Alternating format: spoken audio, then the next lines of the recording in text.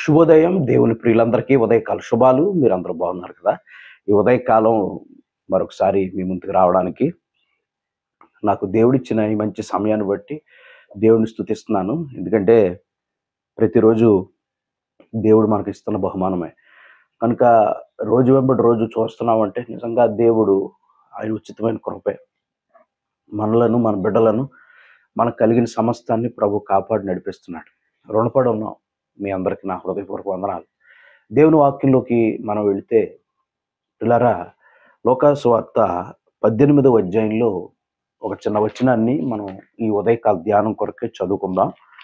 లోకాసు సువార్త 18వ అధ్యాయము 41వ వచనాన్ని చదువుకుందాం. అక్కడ ఎలా ఉంది? వాడు దగ్గరకు వచ్చినప్పుడు ఆయన, నేను నీకేమి చేయగోరుచున్నావని అడుగగా వాడు, ప్రభువా, చూపు పొందగోరుచున్నాను నేను. దేవునికి స్తోత్రం. యేసు ప్రభు దారెమ్మట వెళ్తుంటే ఒక గుడ్డివాడు తన చెవులు పనిచేస్తున్నాయి, కళ్ళు కనపడట్లేదు. శబ్దం విన్నాడు. ఆ చప్పుడు విని అడుగుతున్నాడు, ఎవరు అంటే యేసు ప్రభు వస్తున్నారన్న విషయం చెప్పినప్పుడు అతడు గట్టిగా కేకలేస్తున్నాడంట, అయ్యా దావీదు కుమారుడా, నన్ను కరుణించని కేకలేస్తున్నాడు. యేసు ప్రభు ఆగిపోయారు. దేవుడు మనలను కరుణించువాడు. మొదటగా గుర్తుపెట్టుకోండి.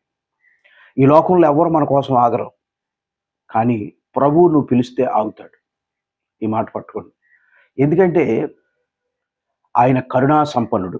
ఎఫెసీయులకు రాసిన పత్రిక 2వ అధ్యాయము 4వ వచనం ఇలా రాయబడింది, అయినను దేవుడు కరుణా సంపన్నుడై ఉండి మనము మన అపరాధముల చేత చచ్చిన వారమై ఉండినప్పుడు సైతము మన ఎడల చూపిన తన మహా ప్రేమ చేత మనలను క్రీస్తుతో కూడా బ్రతికించెను.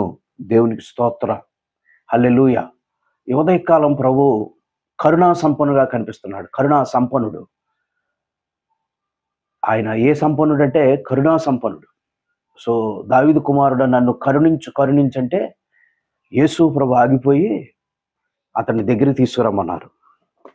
ఆయన దగ్గరికి వచ్చిన తర్వాత ఆ గుడ్డివాణిని ప్రభు అడుగుతున్నాడు, ఏమని తెలుసా? అయ్యా, ఆయన అడుగుతున్న మాట, నేను నీకేమి చేయగోరుచున్నావని అడుగగా. పిల్లరా, ఈ ఉదయకాలం మన జీవితంలో ఏదైనా చేయగలడు ఆయన. మనం ఏం చేయాలంటే ఏం కావాలో అడగగలగాలి. ఏమి చేయగోరుచున్నావు? నీ మనసులో ఉన్న కోరిక ఏంటి?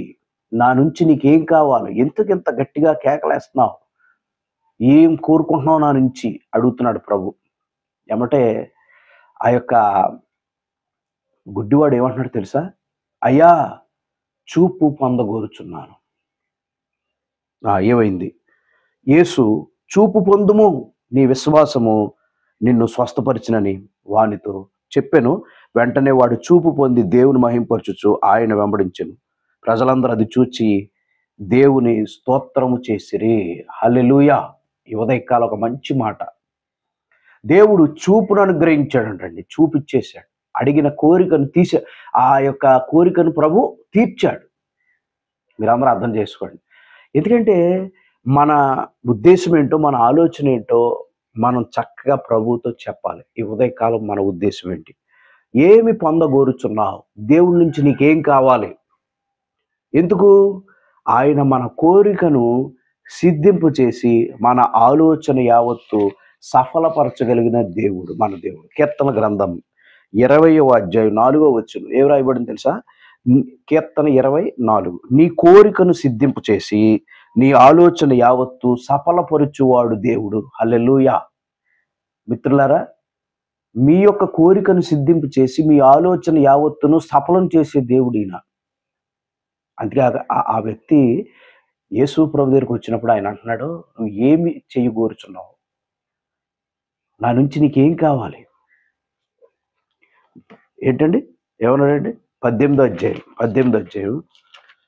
అధ్యాయం వచనం 41.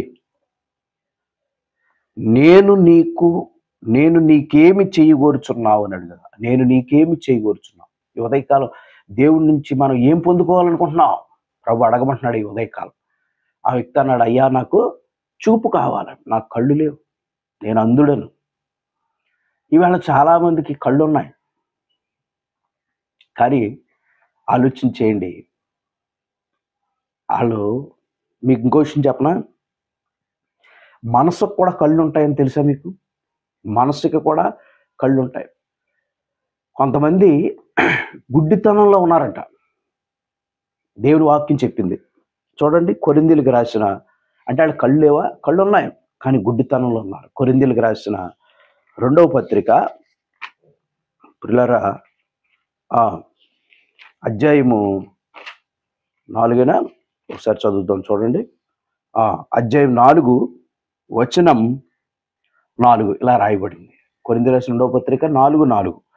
దేవుని స్వరూపి అయి ఉన్న క్రీస్తు మహిమను కనుపరచు సువార్త ప్రకాశం వారికి ప్రకాశింపకుండు నిమిత్తము ఈ యుగ సంబంధమైన దేవత అవిశ్వాసులైన వారి మనోనేత్రములకు గుడ్డితనము కలుగు చేశారు. కానీ ఆ కుర్రోళ్ళలో ఏముందంటే 18వ అధ్యాయంలో విశ్వాసం. కుమారుడా, నీ విశ్వాసం నేను స్వస్థపడు. కానీ దేవుని మహిమ చాలామంది చూడలేకపోవటానికి గల కారణం ఏంటంటే, ఈ యుగ సంబంధమైన దేవత అవిశ్వాసులైనటువంటి వారి మనోనేత్రములకు గుడ్డితనము కలుగు చేసిన. మనోనేత్రం అంటే మనసు సంబంధించిన నేత్రం, పైకి కనపడే నేత్రం కాదు, ఆత్మ సంబంధమైన నేత్రం, శరీర సంబంధమైన నేత్రం కాదు. చాలా మందికి శరీర సంబంధమైన నేత్రాలు ఉన్నాయి, కానీ ఆత్మ సంబంధమైన దేవుని కార్యాలు చూసే కళ్ళు లేవు చాలా మందికి. ప్రభు అలాంటి నేత్రాలు మనకు ఇవ్వాలని ప్రార్థన చేయాలి మనం. అప్పుడు దేవుని మహిమను చూసే కళ్ళు దేవుడు మనకిస్తాడు. ప్రభు కార్యాలను చూచే మనోనేత్రాలని ప్రభు మనకిస్తాడు. అర్థమైందండి? మరొక తలము చూపిస్తాను చూడండి. ఎఫ్సీలకు రాసిన పత్రిక 1వ అధ్యాయము 17వ వచనం అక్కడ ఎలా రాయబడింది చదువుకుందాం. మరియు మీ మనోనేత్రములు వెలిగింపబడినందున, దేవునికి స్తోత్రం. అంటే ఏ నేత్రాలు వెలిగింపడాలి? మనోనేత్రాలు ఎలగకపోతే దేవుని యొక్క మహిమ మనం చూడలేము. దేవుని సంబంధించినటువంటి విషయాల గురించినటువంటి విశ్వాస నేత్రాలు లేని వారిగా జీవిస్తాం అన్నమాట. కనుక అలాంటి దుస్థితిలో మనం ఉండటానికి వీల్లేదు. కనుక మనం కూడా ఈవేళ ఆ గుడ్డివాడు శరీర సంబంధంగా మరి కళ్ళు లేనివాడు ఉన్నాడు. ఈవేళ ఆత్మీయులమని చెప్పుకుంటున్నటువంటి వాళ్ళు చాలామంది మనోనేత్రములు వెలిగింపబడని వారిగా ఉన్నారు. కనుక మనోనేత్రాలు వెలిగించమని దేవుని సన్నిధిలో మనం ప్రార్థన చేయాలి ఈ ఉదయకాలం. అక్కడతో ఆగలేదు, మరొక చిన్న తలంపు నేను మీకు జ్ఞాపకం చేస్తాను. చూడండి, మంచిని చెడును వివేచించగలిగే జ్ఞానేంద్రియాలు కావాలి. ఏ ఇంద్రియాలంటే చూడండి, హెబ్రీయులకు రాసిన పత్రిక, ప్రియులారా, హెబ్రీయులకు రాసిన పత్రిక చూడండి, 5వ అధ్యాయం 14వ వచనం. వయసు వచ్చిన వారు అభ్యాసము చేత మేలు కీడును వివేచించుటకు సాధకము చేయబడిన జ్ఞానేంద్రియములు కలిగి ఉన్నారు గనుక బలమైన ఆహారం వారికే తగును. అంటే మేలును కీడును వివేచించగలిగే జ్ఞానం ఎవరికి ఉంటుందంటే జ్ఞానేంద్రియములు కలిగిన వాళ్ళకి ఉంటుంది. అంతేగాని లేనిపోని విషయాలకి మనసుపాటు చేసుకుని డిస్టర్బ్ అయిపోయే స్వభావం కలిగిన వాళ్ళకి ఉండరు. ఈ ఉదయకాలం మనోనేత్రాలు వెలిగించబడాలి, జ్ఞానేంద్రియాలు కలిగిన వారిగా మనం జీవించాలి.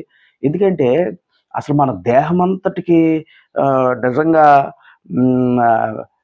కన్ను మీద ఆధారపడి ఉంది. మత్తయి సువార్తలో మనం చూస్తాం, నీ దేహమునకు దీపం నీ కన్ను అన్నాడు. ప్రభు స్తోత్రం. ఈ ఉదయకాలం మరి అలాంటి కళ్ళు లేనివాడు అంటే అందరూ ఇచ్చేది కాదు, ఇది మనోనేత్రమును వెలిగించగలిగే సామర్థ్యం కలిగిన వాడు మన దేవుడు. అర్థమైందా? కనుక నీ కోరికను సిద్ధింపు చేసి నీ ఆలోచన యావత్తు సఫలం చేయగలిగే సామర్థ్యం కలిగిన దేవుణ్ణి ఈ ఉదయకాలం మనం ప్రార్థిస్తున్నాం. కనుక ఆయనకి ప్రార్థన చేసి మనం వేడుకున్నప్పుడు, నా నుంచి నీకేం కావాలి అని అడుగుతున్నాడు ఆయన ఈ ఉదయకాలం. నీకు కావాల్సింది ఏంటో అడుగు. జ్ఞానమా, చదువా, ఏమండి ఆర్థికపరమైనటువంటి సంక్షోభంలో ఉన్నావా, విడిపించమని, లేకపోతే ఏదైనా కార్యాన్ని చేయబూనుకుంటున్నావా, అందులో విజయం కొరకై ప్రభుని అడుగుదాం. దేవుడు ఖచ్చితంగా మనకు సహాయం చేస్తాడు. మన కోరికను సిద్ధింపు చేస్తాడు. మన ఆలోచన యావత్తు సఫలం చేస్తాడు. ప్రార్థన చేద్దాం. ప్రేమగల తండ్రి, ఈ ఉదయకాలం ఆ గుడ్డివాడు నీ దగ్గరికి వచ్చి అడిగినప్పుడు చూపు పొందుము అన్నావు. నీ విశ్వాసము నిన్ను స్వస్థపరిచిందని చెప్పావు. నీ వద్దకు వచ్చేవాడు విశ్వాసం కలిగి అడగమని చెప్పావు. కనుక నాయన మమ్మల్ని జ్ఞాపకం చేసుకోండి. ఉదయకాలం మాకున్న ప్రతి పరిస్థితి మీకు తెలుసు. మేము మీతో చెప్పుకుంటున్నాం. మాకు సహాయం చేయండి. చెప్పే మనసు ఇవ్వండి. ముందు అవిశ్వాసాన్ని తొలగించండి. విశ్వాసం కలిగిన వారిగా మమ్మల్ని జీవింపచేయండి. మమ్మల్ని మీ ఆత్మతో నింపండి. ఈ దినం చేసే ప్రతి పనులు తోడై ఉండండి. మా దేశ నాయకులు, రాష్ట్రం, ప్రభుత్వం పాడిని పంటను దీవించి బలహీనందరినీ బాగు చేసి వ్యాధులు స్వస్థపరచండి. మేము మా జీవితం మారుస్తాను. మీకు ఇవ్వడానికి వాక్యం, ప్రార్థన, పరిశుద్ధ ప్రేమ కలిగి జీవించే గొప్ప భాగ్యం దయచేయండి.